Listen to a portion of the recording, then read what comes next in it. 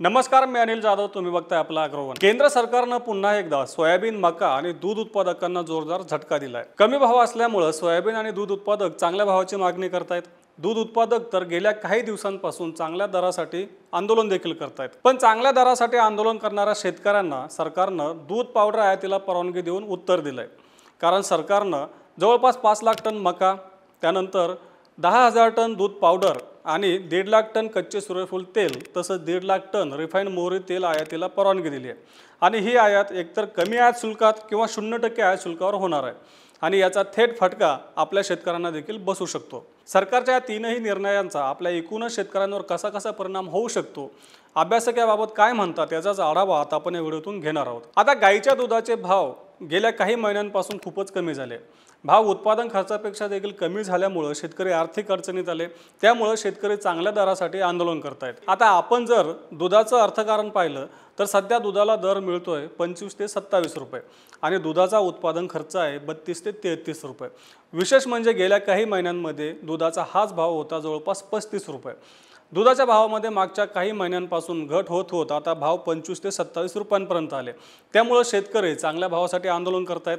पण सरकारनं दूध पावडर आयातीला परवानगी दिली आणि या शेतकऱ्याच्या जखमेवर मीठ चोळण्याचं काम केलं, असं शेतकरी नेते आणि खुद्द शेतकरी देखील सांगतायत. आता सरकारनं दूध पावडर आयातीचा निर्णय घेतला आणि जर ही आयात झाली तर हा निर्णय शेतकऱ्यांना आर्थिक फटका देणारा ठरू शकतो, असं नॅचरल डेअरी उद्योगाचे अध्यक्ष बीबी ठोंबरे यांनी सांगितलं. ठोंबरे नेमकं काय म्हणतात ते बघूयात. दुधाचे भाव आधीच 35 रुपयांवरून 27 रुपयांपर्यंत कमी झाले. त्यात आता दूध पावडर आयात होणार म्हटल्यावर शेतकरी पुन्हा अडचणीत येतील. हा मोठा आर्थिक आघात असेल. सरकारनं याचा विचार करावा. आता सरकारनं दूध पावडर आयातीला परवानगी दिल्याची बातमी बाजारात पसरल्यानंतर त्याचा दरावर देखील परिणाम झाल्याचं काही उद्योगांकडून सांगण्यात आलं. दूध पावडरच्या दरामध्ये मोठी घट झाल्याचं देखील सांगितलं जाते.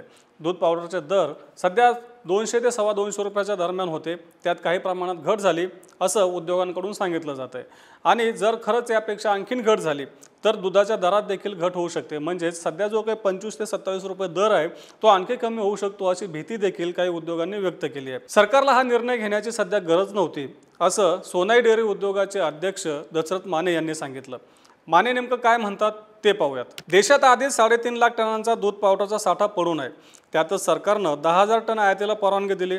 त्यामुळे बाजारात लगेच दूध पावडरचे भाव 20 ते 25 रुपयांनी किलो मागे कमी झाले.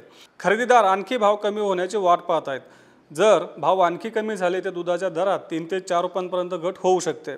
याचा फटका थेट शेतकऱ्यांना बसणार आहे. हे झालं दुधाचं आणि दूध पावडरचं. सरकारनं जवळपास 5 लाख टन मका आयातीला देखील परवानगी दिली आहे. पण सरकारनं हा निर्णय नेमका का घेतला किंवा आयातीला परवानगी का दिली? सध्याच्या परिस्थितीमध्ये हा निर्णय घेणं गरजेचं होतं का असा प्रश्न आता उपस्थित होतोय.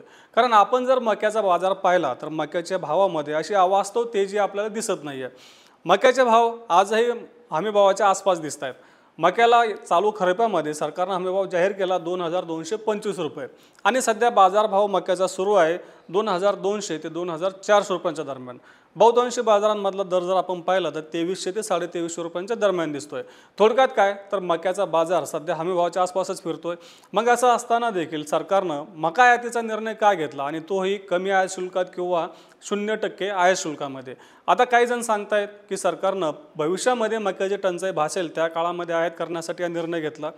पण भविष्यातली तजवीज आता करण्याची काय गरज होती आणि मार्केटमध्ये काहीसं पॅनिक निर्माण करण्याची गरज काय होती असा प्रश्न देखील आता उपस्थित केला जातोय. सरकारनं मका आयातीपेक्षा देशातच उत्पादन वाढीसाठी प्रयत्न करावेत, त्याचा जास्त फायदा होईल असं शेतीमाल बाजार अभ्यासक राजेंद्र जाधव यांनी सांगितलं. राजेंद्र जाधव नेमकं काय म्हणतात ते पाहूयात. खरीपात मक्याच्या किमती वाढल्या तर लगेच रब्बीमध्ये शेतकरी मक्याचा पेरा वाढवतील. यातून इथेनॉल सोबत पोल्ट्री उद्योगालाही पुरेसा पुरवठा होईल. खाद्यतेलाच्या बाबतीत ज्या पद्धतीने देशाचे पूर्णपणे अवलंबित्व आयातीवर आहे तशी परिस्थिती सरकारने आयातीला प्रोत्साहन दिले तर मक्यामध्ये येईल. त्यामुळे आयातीऐवजी स्थानिक बाजारात दर वाढू दिले पाहिजेत.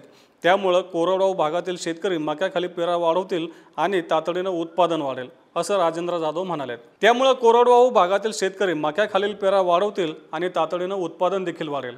आता सरकारचा तिसरा निर्णय तो म्हणजे खाद्यतेलाच्या बाबतीतला.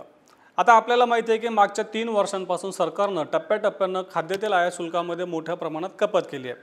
सध्या खाद्यतेल आयात शुल्क नीचांकी पातळीवर आहे. म्हणजे जे काही कच्चं तेल आयात शुल्क आहे ते जवळपास 5.5% आहे आणि रिफाईंडवरचं खाद्यतेल त्यापेक्षा काहीसं 13 ते 13.5% आहे. आता सरकारनं 1.5 लाख टन कच्चं सूर्यफूल तेल आणि 1.5 लाख टन रिफाइंड मोहरी तेल आयातीला परवानगी दिली आहे। ही परवानगी आहे एकतर कमी आयात शुल्कामध्ये किंवा 0% आयात शुल्कावर। आपण जर सध्याच्या परिस्थितीचा विचार केला तर सरकारला 0% आयात शुल्कावरच आयात करावे लागेल, कारण आयात शुल्क आधी सरकारनं कमी केलेलं आहे। सरकारनं आयात शुल्क कमी करून देखील खाद्यतेलाचे भाव सध्या ह्या पातळीवर आहेत आणि यापेक्षा जर सरकारनं खाद्यतेल आयात शुल्क केलं तर मात्र याचा फटका थेट शेतकऱ्यांना देखील बसू शकतो, कारण खाद्यतेलाचे भाव आणखी कमी झाले ते तेलबियांचे भाव कमी होतील आणि तेलबियांमध्ये महत्त्वाचं पीक आहे आपलं सोयाबीन, त्यामुळे सोयाबीनच्या दरावर देखील परिणाम होऊ शकतो असा अंदाज सध्या तरी व्यक्त केला जातोय। पण एकूणच बाजारातलं जर समीकरण पाहिलं तर सध्या खाद्यतेल आयात शुल्काचा तेवढा परिणाम होणार नाही असं देखील काही जण म्हणतायत आणि काही जण असं देखील सांगतायत की पुढच्या काळामध्ये कदाचित सरकार खाद्यतेल आयात शुल्कामध्ये वाढ करू शकतं। जर खाद्यतेल आयात शुल्कामध्ये वाढ केली तर त्या परिस्थितीमध्ये सरकार एक हत्यार म्हणून आपला हा निर्णय वापरू शकतं जर एखाद्या वेळेस दर वाढले तर। पण ही जर भाषा आहे, सध्याच्या परिस्थितीमध्ये सरकारचा हा निर्णय योग्य नाही किंवा हा निर्णय घेण्याची गरजही नव्हती असं खुद्द आता शेतकरी, आयातदार, निर्यातदार किंवा प्रक्रियादार देखील म्हणतायत। मग सरकारनं नेमकी गरज नसताना हे 3 निर्णय का घेतले असा प्रश्न आता सर्व स्तरातून उपस्थित केला जातोय।